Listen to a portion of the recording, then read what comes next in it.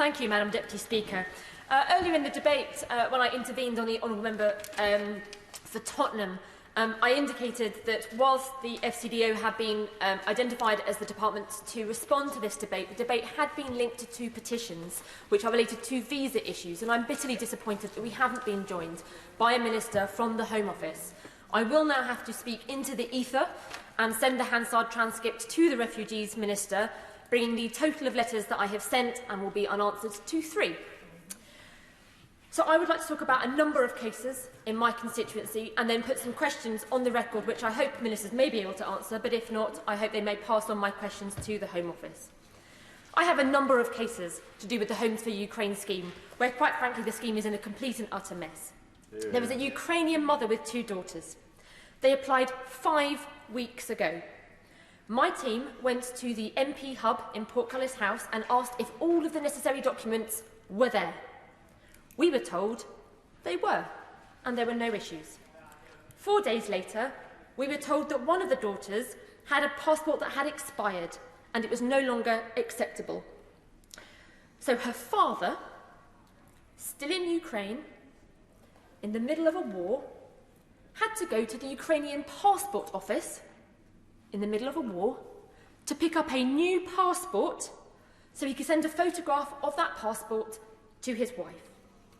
That daughter's application remains outstanding despite the photograph of that passport being sent 2 weeks ago. The next example, a mother, a father and a baby boy.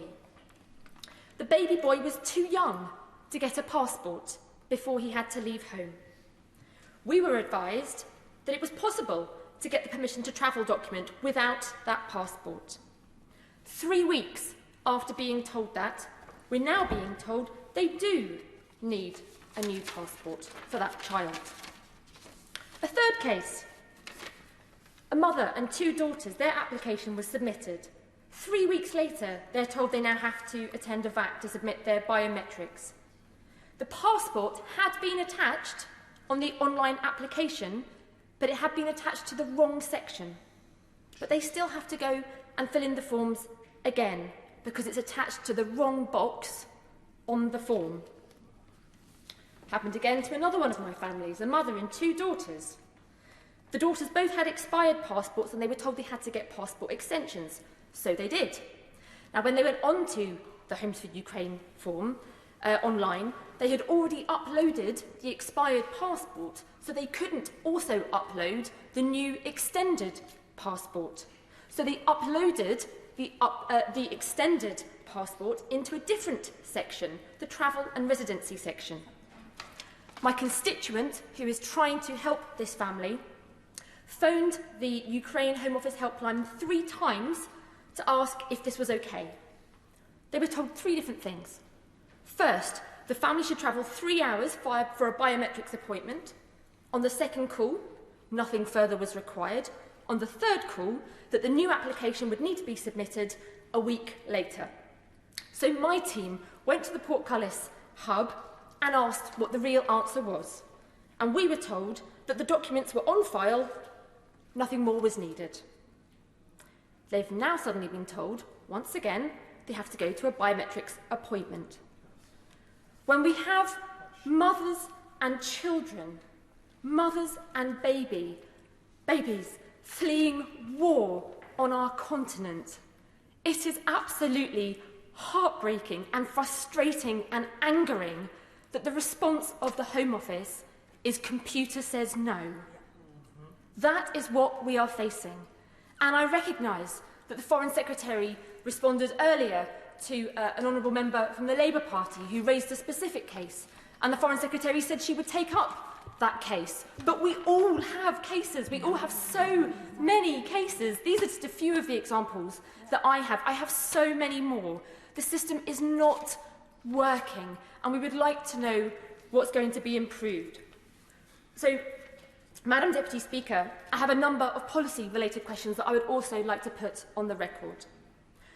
I have discovered that there are a number of applications between the 18th and the 25th of March that still remain outstanding, even though applications put in after the 25th of March have been processed and have been approved. It would be good for the government to respond and explain to us in what order applications are being processed and why it is that later applications are being processed when there is a window within which a number of applications appear to have disappeared into the ether altogether. The second question I have for the government is why are there delays of often up to 7 or 10 days between visas being approved and permission to travel documents being sent? I tabled a name-day question last week asking the Home Office to provide an explanation for this delay. I should have received the answer this evening. I've received a holding response. The third question I have is why is the online system so clunky that constituents of mine, but also the families they're trying to bring to Safe Harbour, cannot even change an email address or a home address or something along those lines. I have a constituent who is upsizing. He's moving to a larger flat so that he can bring in a family from Ukraine, but he can't update his home address, and he's been told he has to start the application process all over again. This system is just absurd. And I've been in touch with my local council, and they have questions too, Madam Deputy Speaker. The first question they have is that they are being given the numbers of the families who are applying through the Homes for Ukraine scheme, but they're not being given the numbers of people coming under the Ukraine Family Scheme, and they can't get that information, so they don't know how many people they can expect. They're also asking whether funding will be provided to local authorities to support Ukrainians who have come on the family scheme, because they haven't had, no funding has been provided, but yet these people can access benefits in health and education. The third question I have is that, from the Council, is that under the Homes for Ukraine scheme, they are still awaiting the guidance on the matching process, and they want to know what happens if the sponsor and Ukrainian family relationship fails. I will, on that point.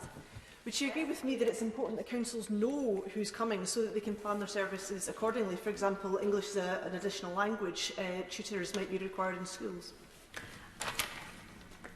I'm very grateful for the honourable member making that point. It's absolutely right. It's critical for local councils to know how to plan their services.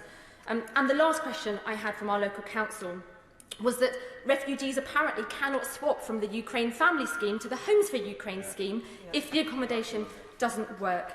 Madam Deputy Speaker, I have put a lot of questions on the record. I sincerely hope that the government have listened. I've now sent 2 letters already to the Refugees Minister. Tomorrow I will be sending a third. I am bitterly disappointed, and as my constituents will be, that we don't have a Minister from the Home Office to respond. But please, I am begging the government, listen to these concerns and please, please fix the system. Thank you.